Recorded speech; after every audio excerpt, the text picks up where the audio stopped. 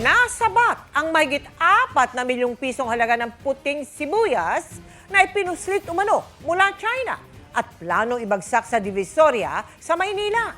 Delikadong makain ng mga yan dahil positibo sa heavy metals at salmonella.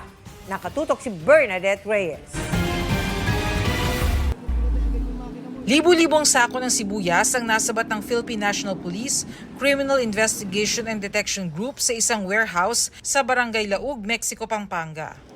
Personal na ininspeksyon ng mga opisyal ng Department of Agriculture ang 2 container van na naglalaman ng tinatayang 34 metric tons o nasa 4.1 million pesos na halaga ng smuggled white onions galing China.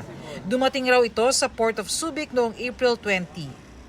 Yung naka-declared po sa document niya ay chicken karagi chips. So frozen meat yung nakalagay doon.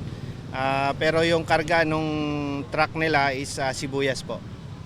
Kaya po natin hinuli kasi wala po silang kaukulang papilis po dito.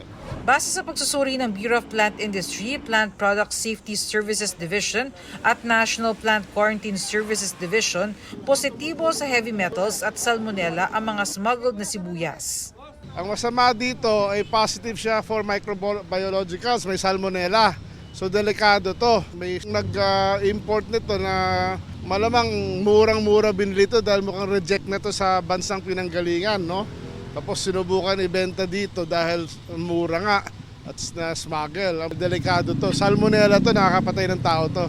Ayon sa Department of Agriculture, hinihinalang ibabagsak ang mga smuggled na sibuyas sa Divisoria. Mahalaga raw na ma-dispose sa mga ito, lalo't nakitaan ito ng heavy metals at salmonella. Yung mga previous huli namin, minimum dyan, 10 yan hanggang 20 bawat isang shipment eh. So kung nakakahuli tayong 2, meaning meron mga 8 pang nakakawala dito. No? At least. Para sa GMA Integrated News, Bernadette Reyes, Nakatutok, 24 Oras.